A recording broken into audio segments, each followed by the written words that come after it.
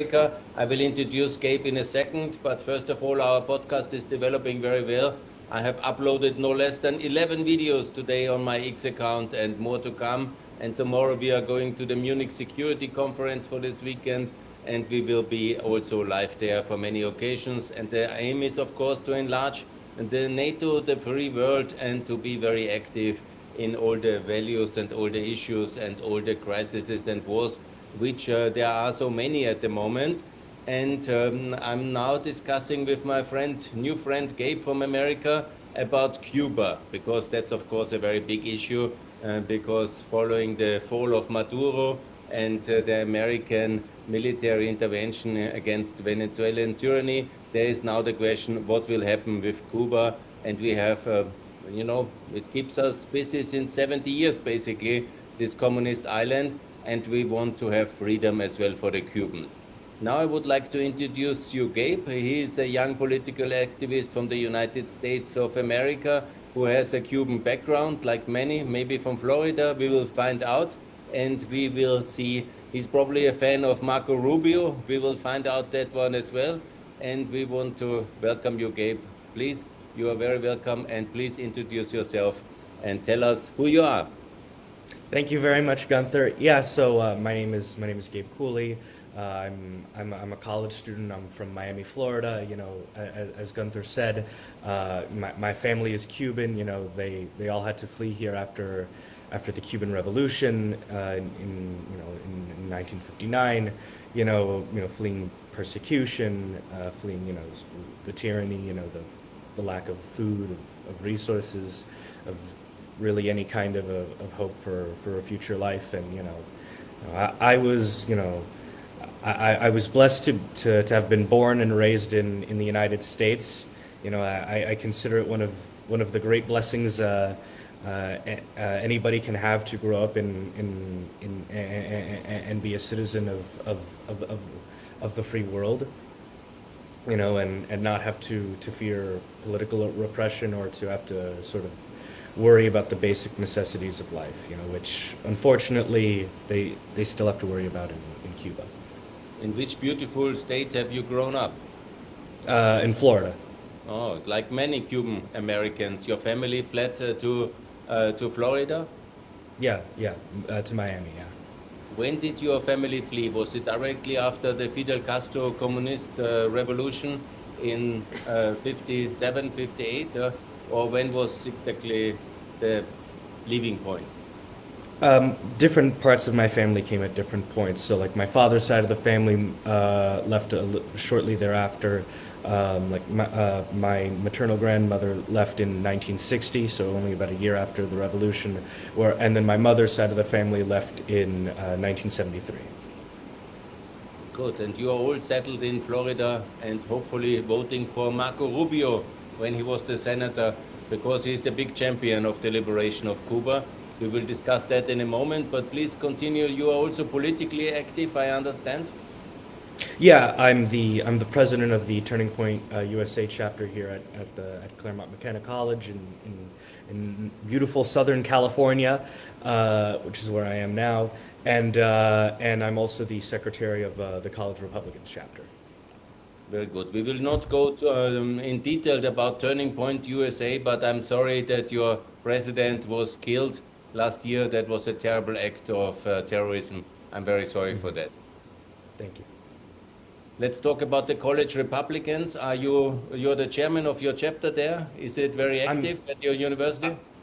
I'm the secretary. I'm the Secretary. secretary. So I'm a few rungs below that, but I would say that we're pretty active. We bring speakers and such. We're a relatively new chapter. We were refounded about a year ago now, and we've been working. We've been attracting a lot of ire, as it were, from other people on the colleges. I would say that Claremont McKenna is the student body is probably a little bit more conservative than most other universities, and especially most other liberal arts colleges in the country, especially in California.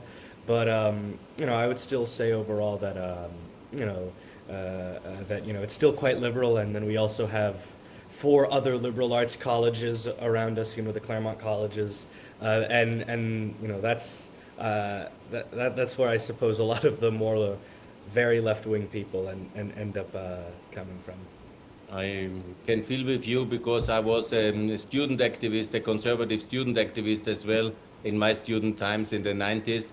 And it was never easy to bring our position to the universities. And I'm sure that's a big effort also today. I guess a lot of pro-Palestinian demonstrations at your college.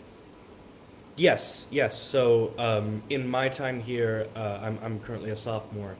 In my time here, about a year and a half, little less than year and a half ago now, on October the 7th, 2024, on the 1 year anniversary of the horrific attacks, you know, these a group of students basically raided one of the buildings, Carnegie Hall at Pomona College, which was a Carnegie Library. It's a historic building, and you know they raided the building, they vandalized it, you know, graffiti, all these sorts of things, such that the classes that were going on at that time ended up having to be canceled.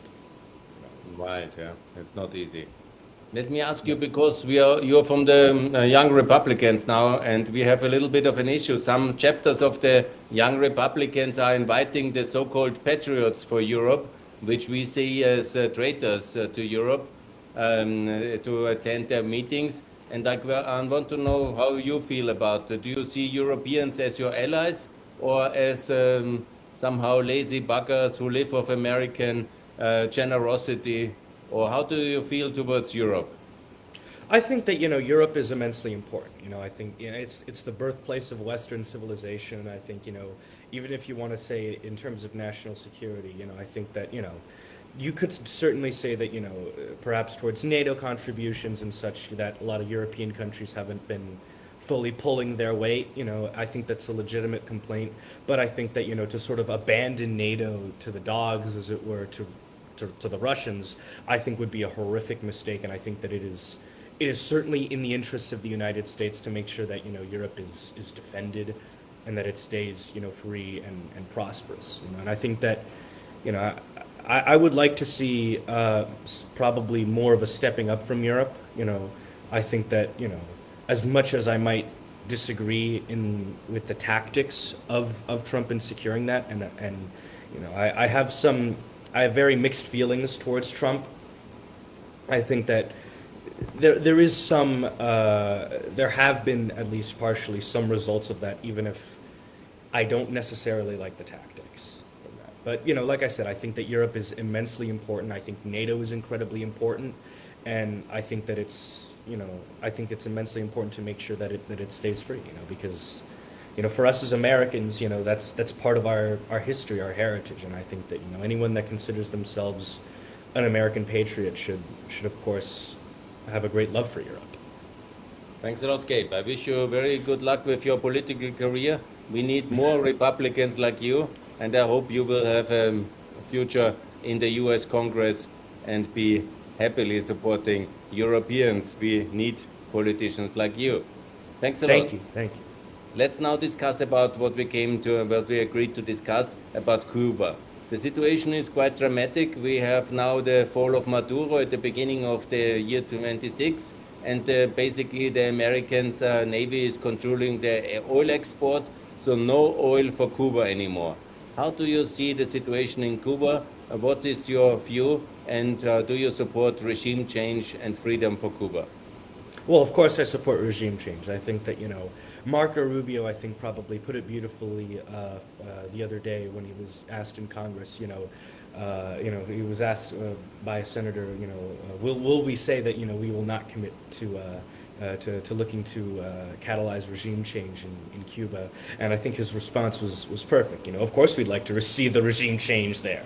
I think that should certainly be the goal for any American. I mean, we have a communist dictatorship that murders its own people, that starves them 90 miles off the coast. I think that's horrific.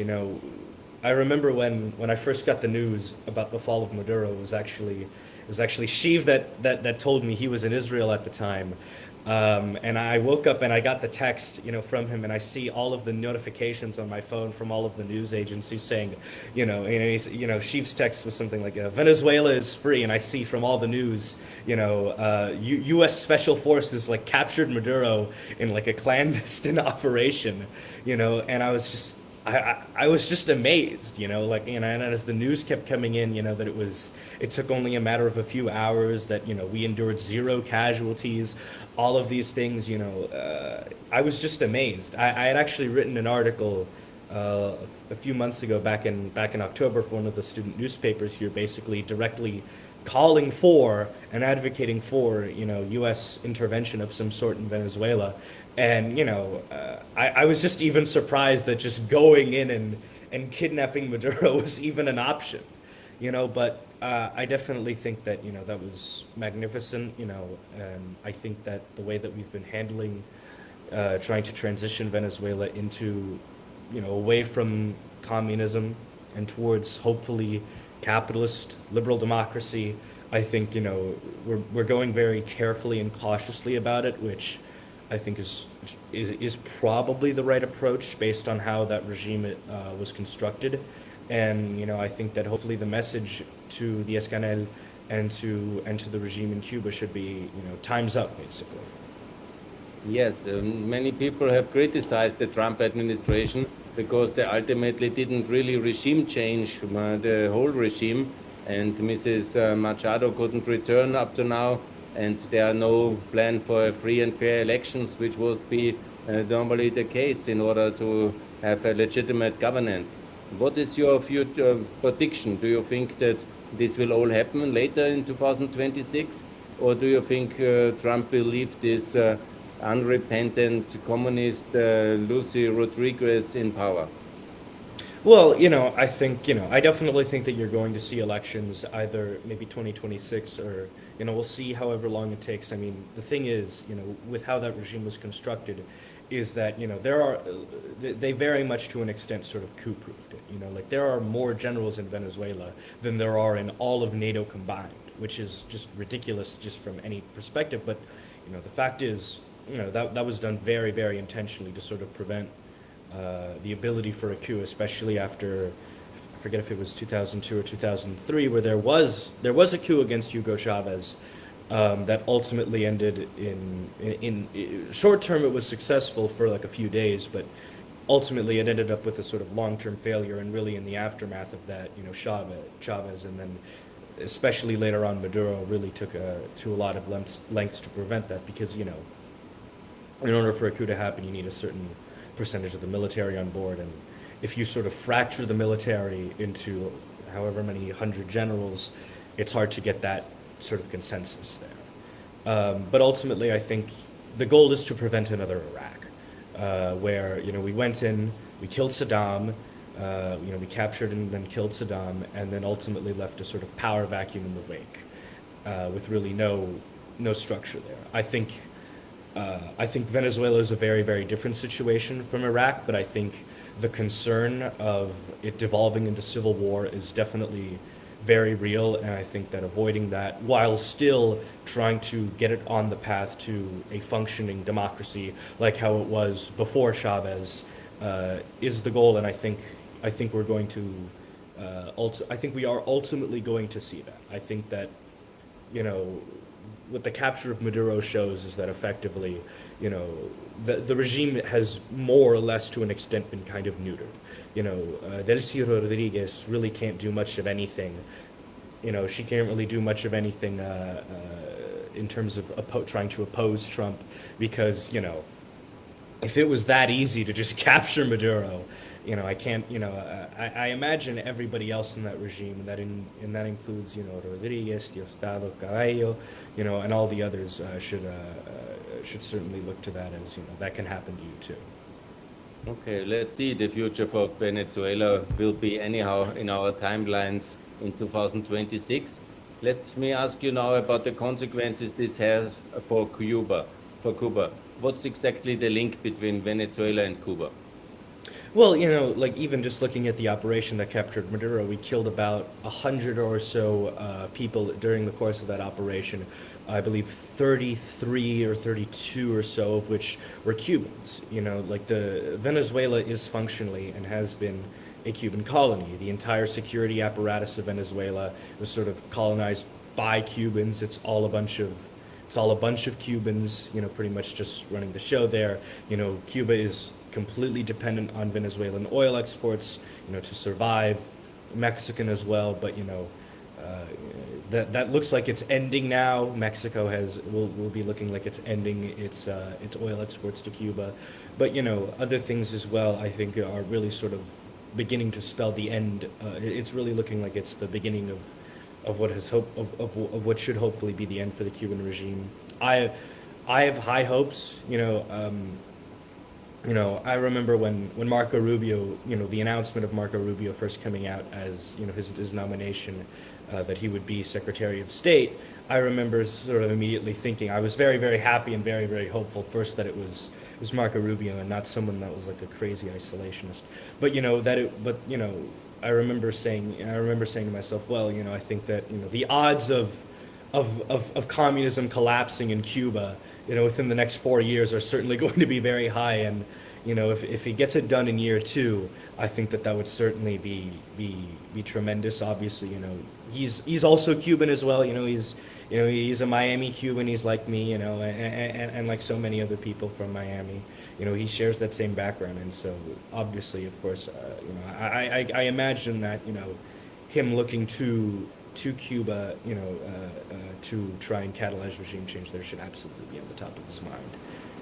Let me ask you about the situation. How do people live in Cuba at the moment? Yeah, because a lot of Europeans actually have been on holiday there. They have maybe good memories of Cuba because it's possible to go. I was personally in '96 as a tourist as well in Cuba, and I have, of course, these memories of poverty and injustice.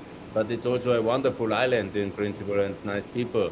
So to invade it or to regime change it is always a big thing, as you have mentioned with Iraq. Many people in Europe were against that operation as well. So is it really so bad, the human rights situation, the economic situation? Because we have heard about some openings of the system after the death of Fidel Castro. So explain a little bit. I guess you will have some family there or you have some reports. What exactly is the human rights and the economic situation in Cuba today?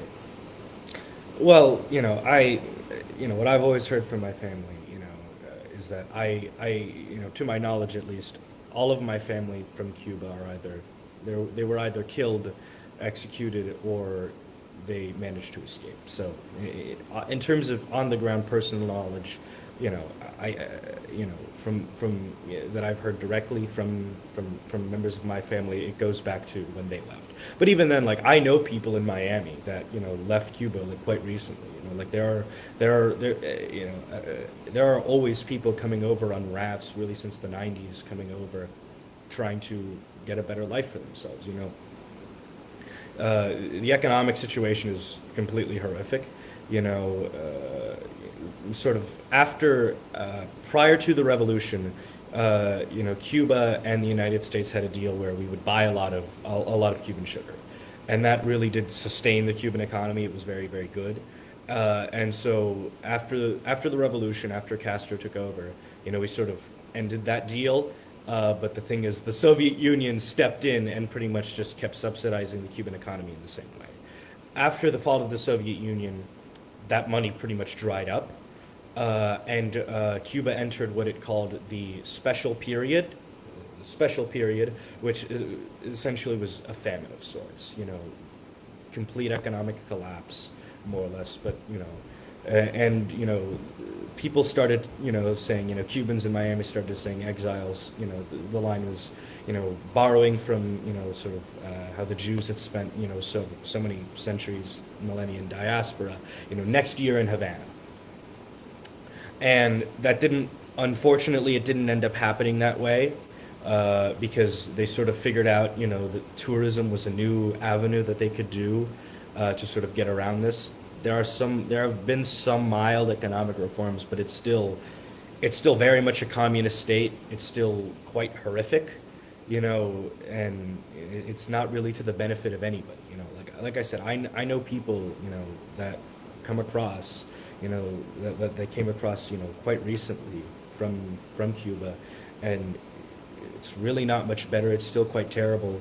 And then really after the pandemic, you saw sort of the tourism industry start to dry up, and it's pretty much in just there's functionally no economy in Cuba, and what they say is, and this seems to at least be mostly true, is that the regime is at its weakest point ever, which certainly hopes to be the case, and I certainly hope that we do see the end of it this year.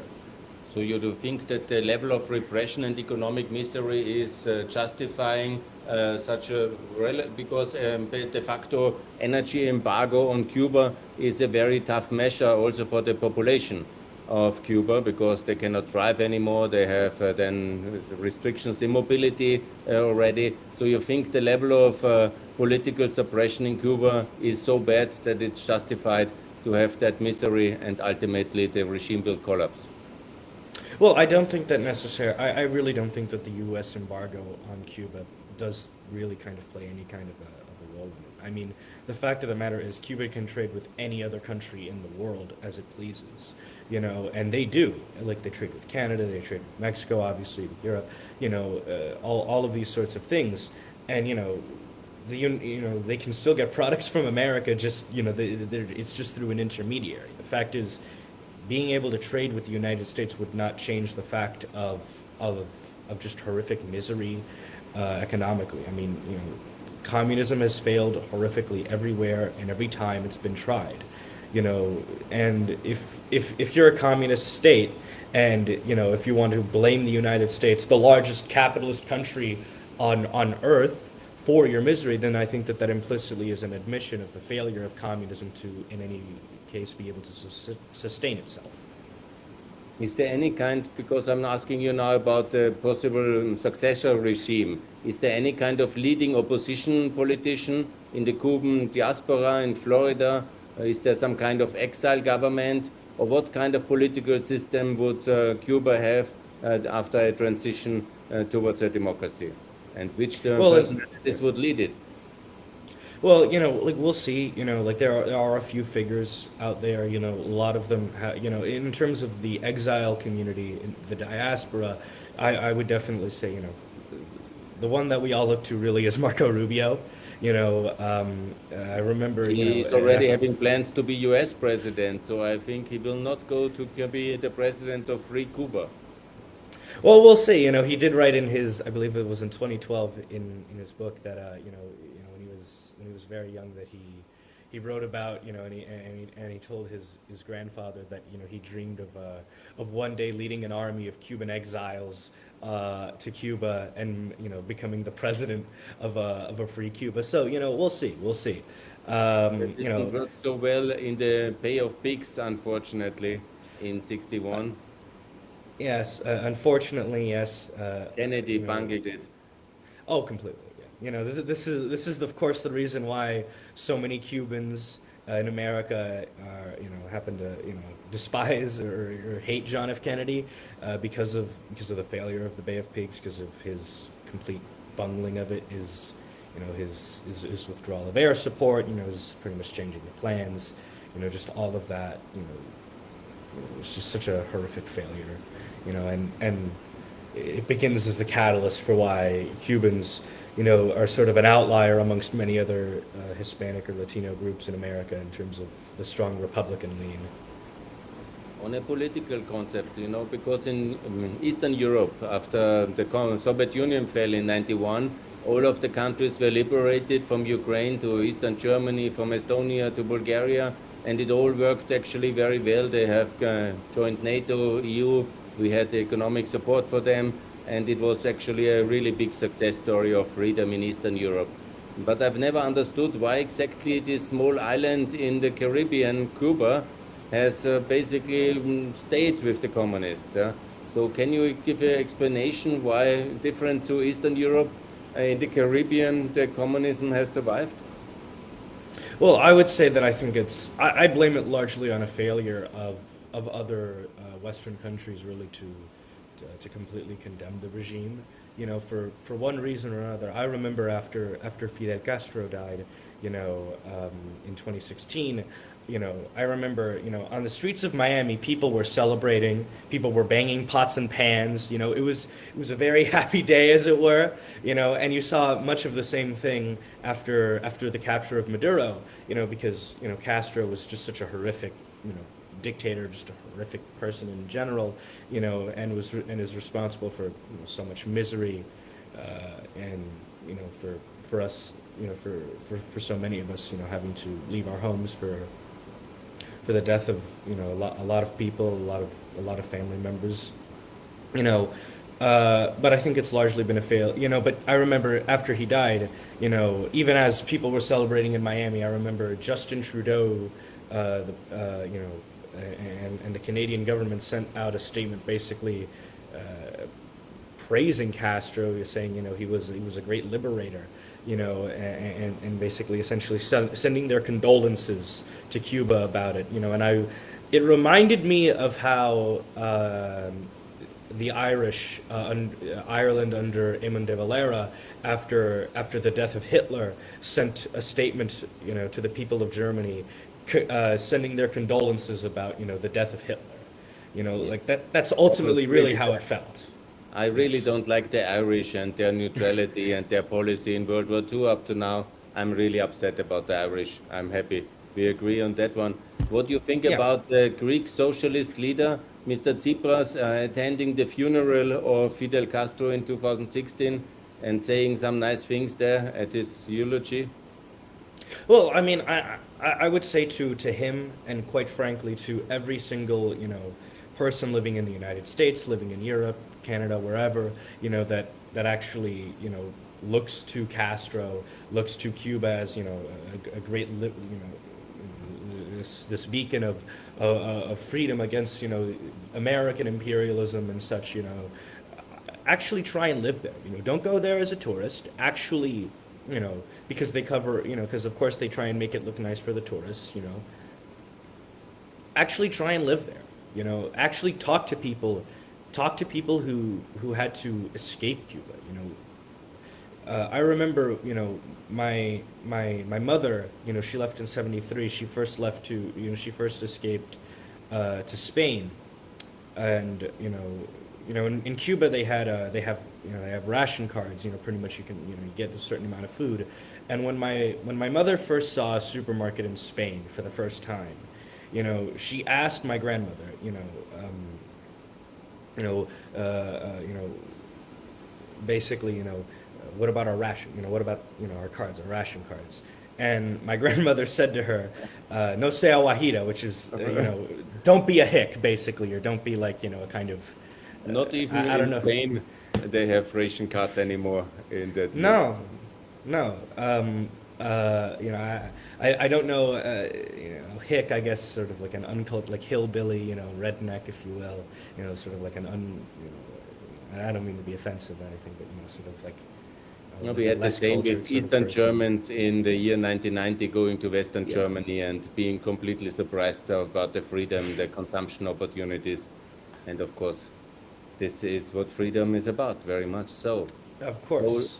what's your message to European left-wing young people who love Che Guevara? Che Guevara, tortured and murdered my family. So every time I see his, his likeness on anything, that famous image of him, you know, I'm filled with a certain amount of just, quite frankly, rage, because like I said, he tortured and he killed my family, and to see people celebrating him, as some sort of great hero, or as some sort of great liberator, is just so contrary to the reality of who he was, and I would also encourage them to look up what he said, because so many of them also care about, gay rights and stuff, I would encourage them to look up what he said about gay people as well. He was not a great liberator. He was not a hero, and he should not be seen as such. he was a monster. He was he was a person that was responsible for the death and starvation of so many people. And for the executions of so many. He personally oversaw a lot of the executions of political prisoners in Cuba after the revolution. Do you think that Cuba has a great economic future, political future as a free country, and it will be economically successful? And will the United States of America support a free and democratic Cuba? I think so. I think that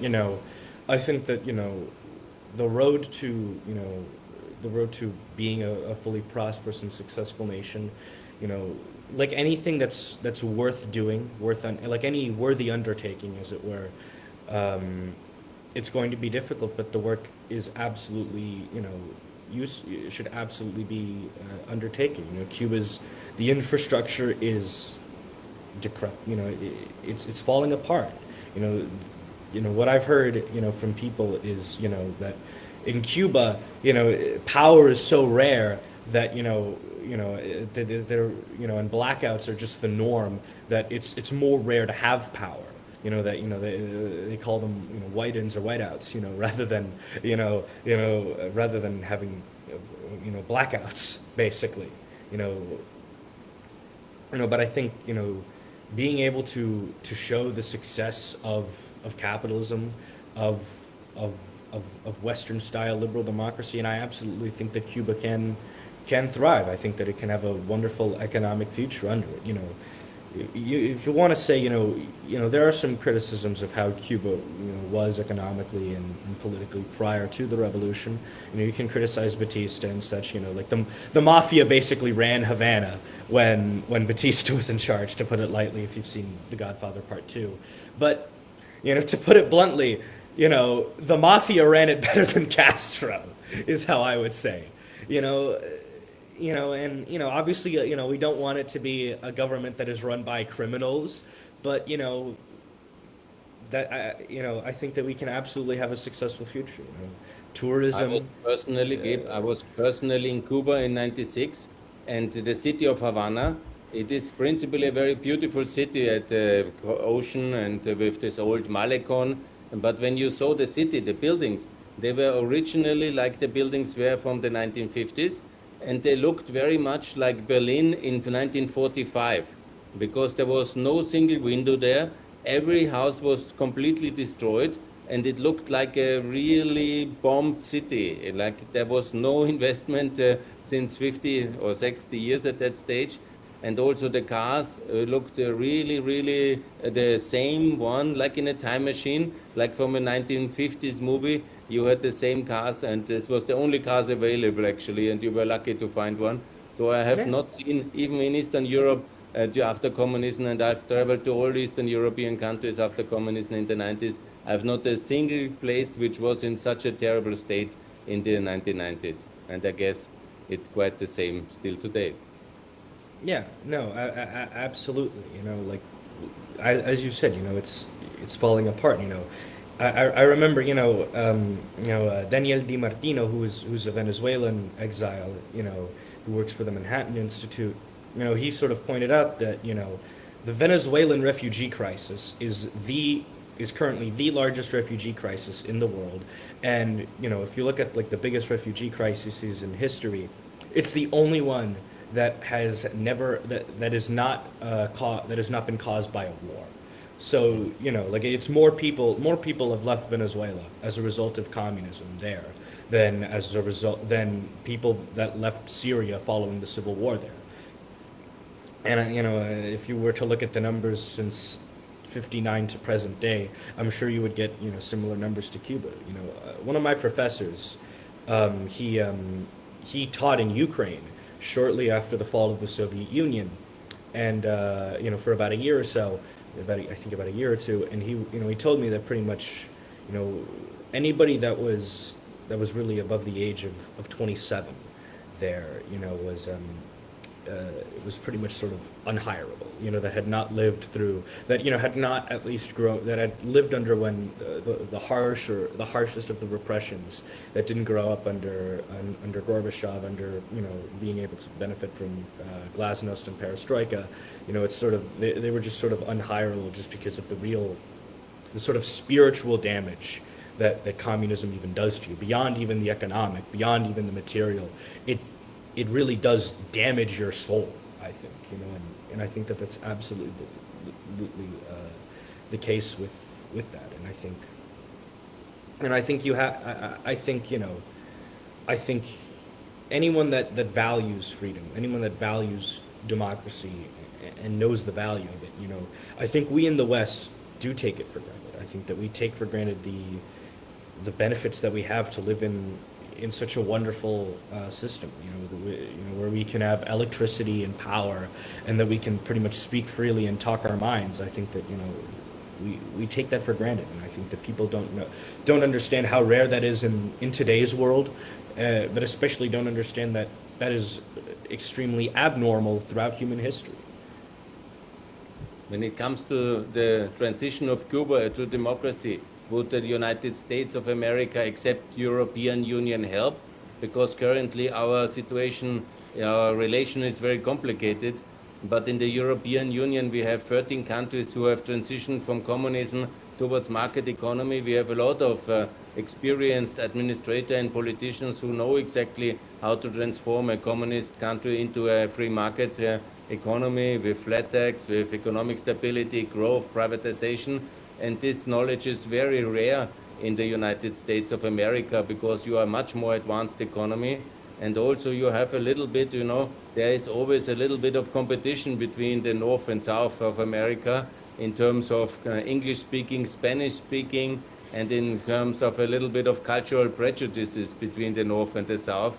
And you are perceived maybe as Yankees and as the gringos. And don't you think that it will be necessary to involve European partners in reforming Cuba after the fall of communism? Or will Mr. Trump not like any Europeans messing around in his Cuba? Well, I mean, I imagine I imagine that certainly you'll probably see the United States take the lead.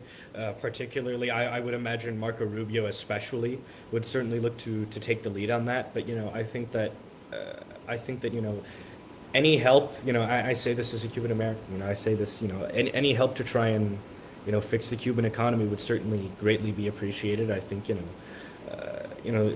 I don't know the extent to which maybe some people would actually maybe look to return to Cuba following perhaps a transition to democracy there, to try and help fix the country. I don't know the number, but I certainly would like to try and see if I could do anything as an American, but I have family buried there, and You are bilingual, and you were raised in English and Spanish? yeah, Spanish is my first language. I learned English, and then I also happen to know French. So you understood this bunny at the Super Bowl? Yes, yes. Lucky you. Not everybody seemingly did that in the United States. Anyhow. Yeah, I mean, yeah. You like the performance?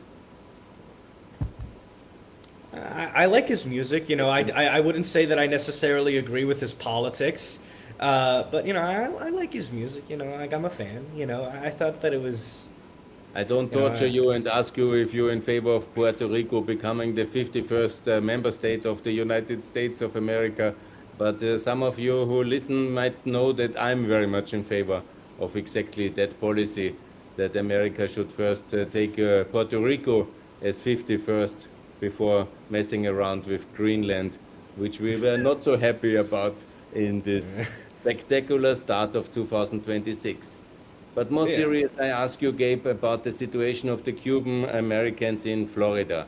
What's your voting pattern? What's your economic situation? Are the Cubans in Florida successful economically? Are they well integrated? Do they feel as Americans? And what's in general their voting pattern? Will they vote and stay with the Republicans? Will they go Democrat?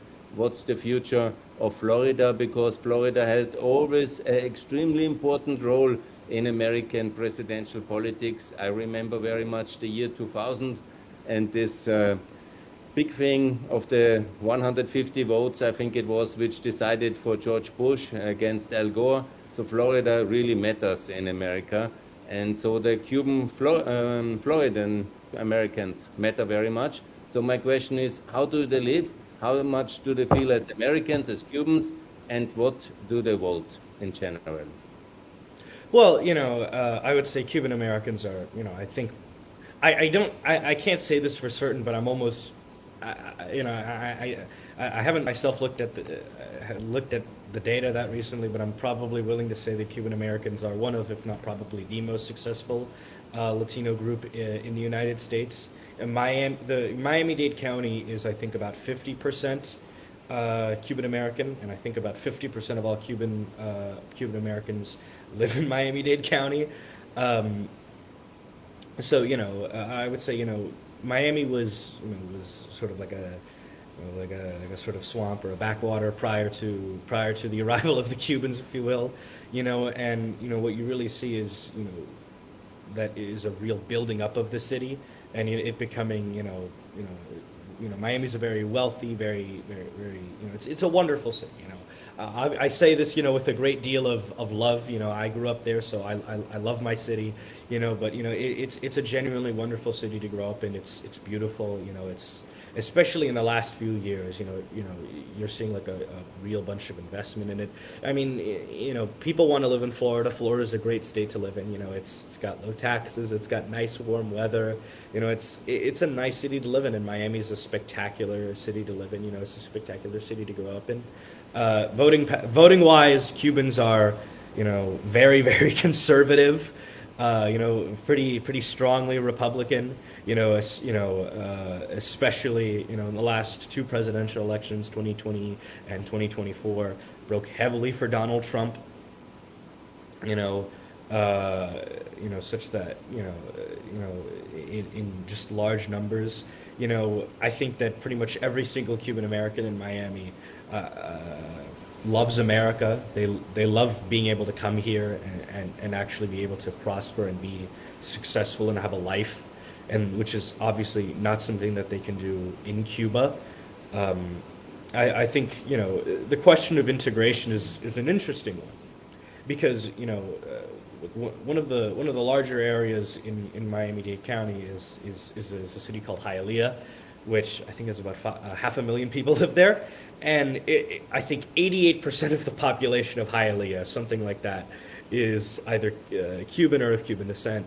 So, and it's an interesting place, because these people, people in Hialeah, Cuban Americans in general, are some of the most patriotic people that you'll ever meet. They really do love America, which I think it's a unique kind of patriotism that I think arises when out of the experience of being a refugee, out of having to leave your home country, and it's a sort of gratitude that you get, because how bad the alternative is, how rare what you have here is, and you really do cherish it.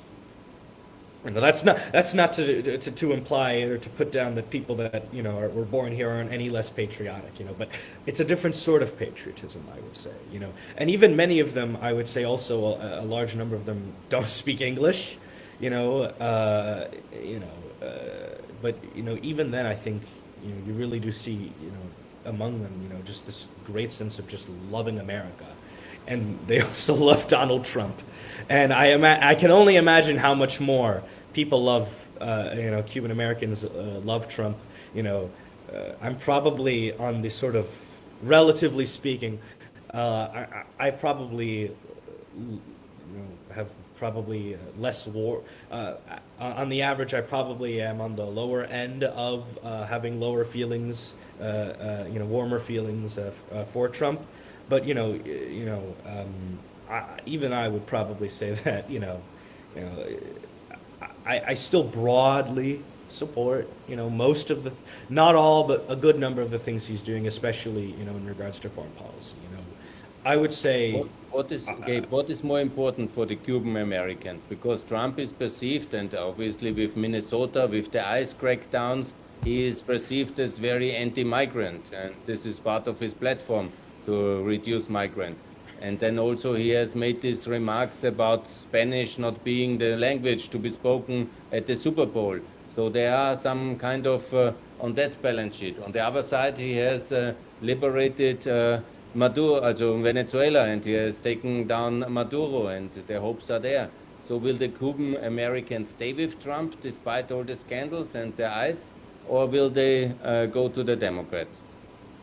I think that I think that Cuban Americans are very likely to stick with Trump, especially after Venezuela, and if he manages to topple the Cuban regime after so long and so many years of it, I can only imagine how much further solidly Cubans will be for the Republicans. So no You know, matter because ICE, no matter Spanish or not, when he topples Cuba, Trump will be extremely popular in the Cuban American population. oh, certainly. Anyone that whichever president was going to do it, even if it had been Biden, I imagine, if it had been Biden to actually, liberate Cuba, I would imagine that, he would have just all of a sudden become immensely popular amongst Cuban Americans. But, Trump already started from a very large base of support, I would say. He's a very, you know, he's a very good showman. Say whatever else what you will about him, but I think that for us, for most Cubans, I say this of my own family and of most people, there was a policy in the United States that was very, very lenient towards Cuban Americans, and I think that allowed us to get residency and then eventually citizenship in relatively short manner because of the situation in which we came here. So for those reasons, I would say that Cubans, generally speaking, immigration is not as, I mean, it's something of an issue, but it's not as pressing of an issue as it might be for, say, someone that's Mexican. But I would also at the same time say that Cubans also have been, I would sort of describe us as in many ways sort of having been burned by a lot of previous Democratic administrations. We talked about Kennedy earlier with the failure of the Bay of Pigs. But even beyond that, Bill Clinton, with the removal of Elian Gonzalez, and sending him back to Cuba against the wishes of so much of the Cuban community in Miami, and then Obama with the sort of Cuban thaw that was sort of trying to cozy up to Castro was sort of entrenched that That further and was a further. disaster, Obama. Oh, completely. But I can speak for myself. I understand. I'm sure many more Cubans would probably feel the same. That for the first time in my lifetime, I've been saying this since the fall of Maduro. For the first time in my life, I genuinely feel that that I will probably be able to finally go back to Cuba. Go to Cuba because I've never been. I will finally be able to go to Cuba. I think hopefully this year. And that's not something that I've been able to say any other year that I've been alive. And for Cubans that matters a lot. For the people that actually came from Cuba, but also I would say for the sons and the children of people of exiles that were born here. That being able to go back or to go like I'm sorry. To go and to where to the island where to the country where so many of our families are from, where we have family members that are buried there, that we have a very strong, intense connection to, and be able to to be able to walk on a free Cuba, to be able to walk on free Cuban soil and breathe free Cuban air, I think would that matters to people, and it certainly matters. It matters to me a lot, I would also forgive Trump a lot of his antiques if he liberates Cuba, because that's a historic achievement, and Maduro is already a plus point. And if now Cuba falls and there will be a democratic, free market economy in Cuba, I would also applaud President Trump a lot. Of course. I mean, I saw, I think it was Bill Maher, big liberal who, who he himself is, has been very, very, very critical of Trump over the years. Certainly, no ally or anything like that, or any kind of ideological friend of Trump. Even he said that, if this year, if Trump manages to bring about the collapse of the regimes in in Venezuela, and then also hopefully Iran, and then also Cuba, in addition to, of course, Venezuela, that he would deserve the Nobel Peace Prize, and I would completely agree. Obviously, Maria Corina Machado, who was the most recent winner, she herself said that he deserved it, and she did when she got the prize, she dedicated it to him, and then obviously after the operation that kidnapped Maduro, she gave her physical prize to him. Do you think he will do regime change in Iran? I certainly hope so. I think that one of the great tools in the arsenal of Donald Trump, is sort of his unpredictability. Going back to President Nixon, sort of the madman theory. Where you just kind of act in such a manner that nobody really knows what you're going to do next. I think that it is there's something to that I think is perhaps quite effective.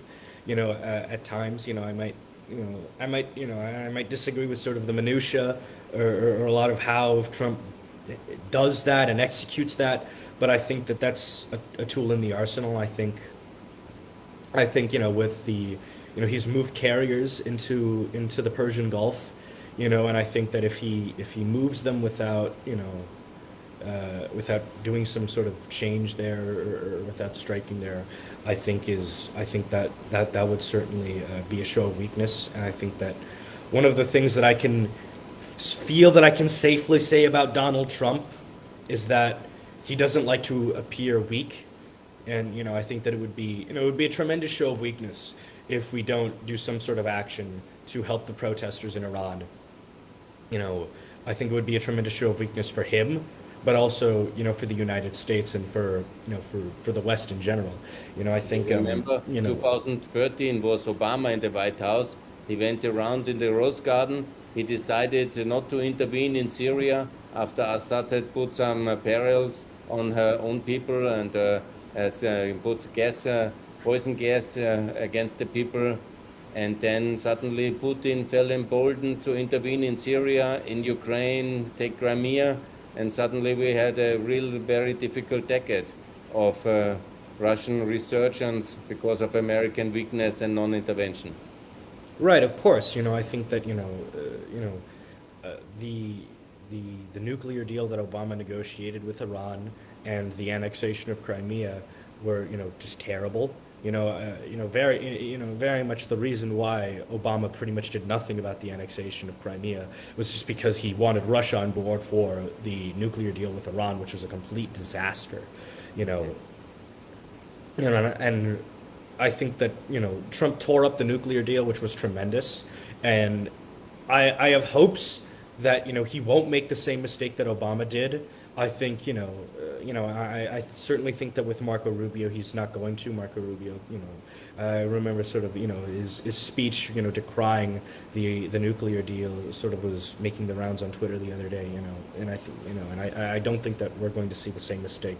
I think that from us, that are sort of observers that don't have an inside knowledge, I think it might look a little, I think that it's easy to sort of criticize the way things are going, right now. But I think also the thing is, yes, with Iran is that we just don't have a lot of information. Obviously the regime there shut down internet access, all these other sorts of things. And, so I don't know what's we don't know a lot of what's happening in Iran. Certainly I think we can hope that, that there is a plan to bring freedom to the Iranian people. I think that would be a tremendous benefit to the United States. This horrific regime that is really the sponsor of so much terrorism around the world, especially in the Middle East. if that could be brought down and replaced with a good, strong ally of the United States that values freedom, that values liberty, that wants to, that is actually interested in doing good for the benefit of the people there, rather than just imposing this horrific rule there, I think would be tremendous. You mentioned that you're going to Munich tomorrow for the security conference. I believe Crown Prince Reza Pahlavi is also going to be there, and I believe Marco Rubio is also going to be there. So hopefully something comes out of that. I think. I think, and perhaps I feel like one has to hope that there was a greater strategy in all of this. That the goal is to bring about regime change in Iran, in the long term, and that this is just sort of this is one way or another just to kind of sort of confuse them, hopefully, and is all part of a greater strategy to do it. And I think that hopefully by the end of the year, I certainly hope that we will be speaking of Shah Reza Pahlavi, as it were.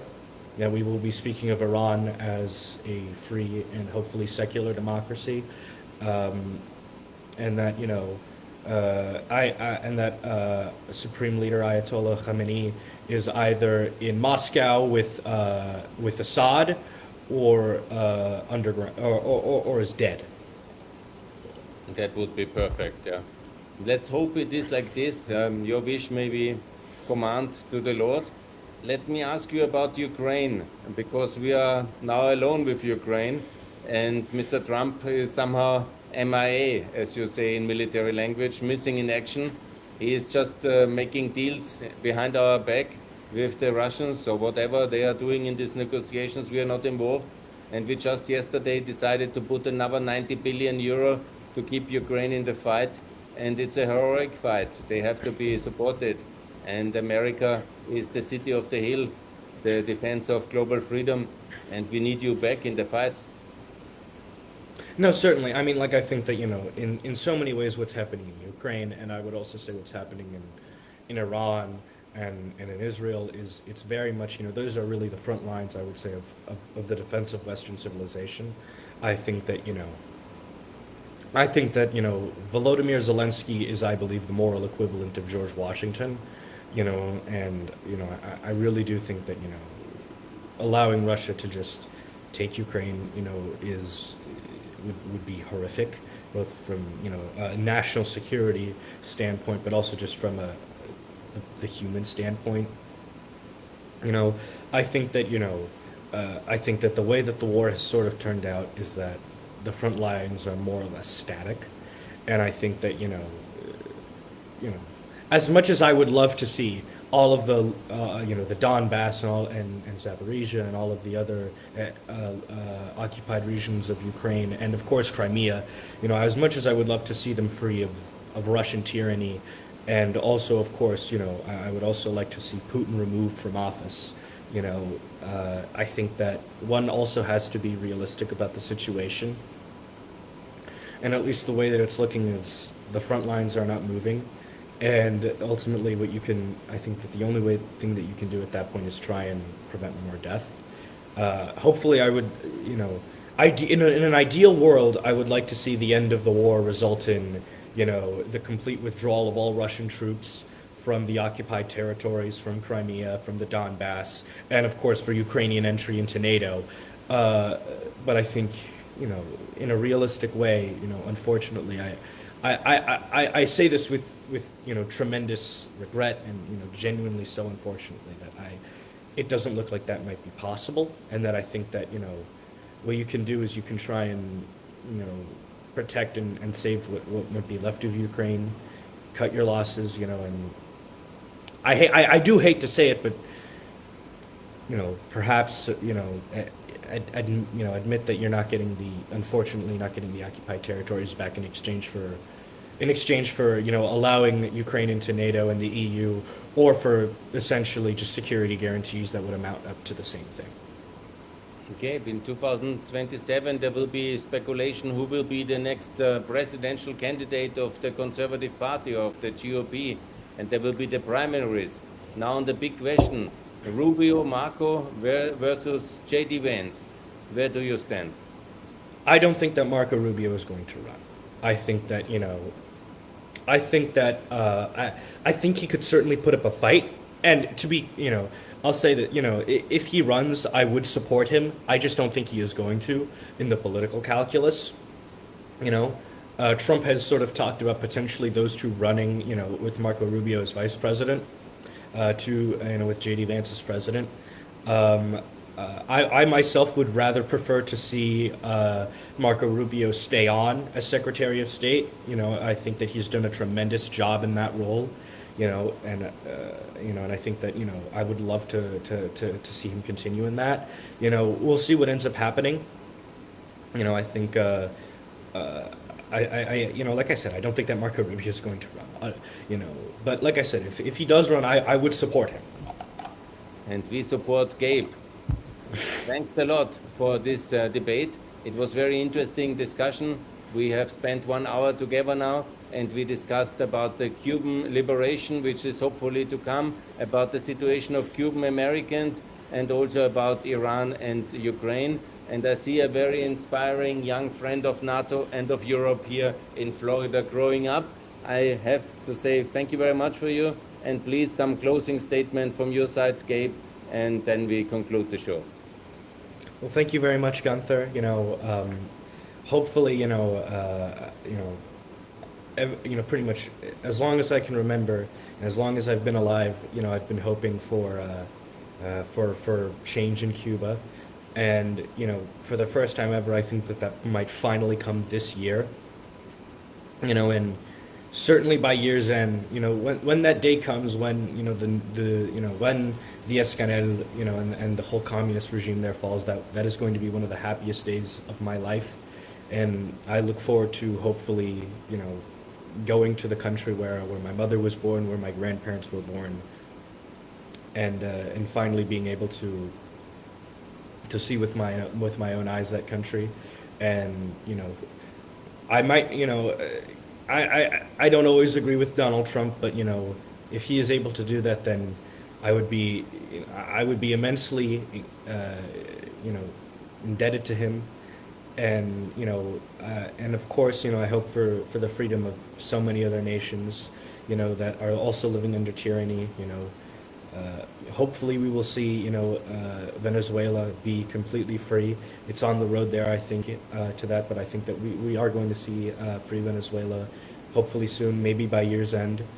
And then hopefully we also see a free Iran, hopefully as well a free Belarus, and so many other nations, and hopefully an end to tyranny around the world. You're a cool man. I approve. Gabe, bravo. Thanks Thank a lot for joining Günther Fellinger podcast, our show tonight, and all the best. And may freedom win against tyranny everywhere in the world. And I will hope you will come to my show when you're in Cuba after liberation, and we make another live show together. Let's do it then. Thanks a lot. All the best.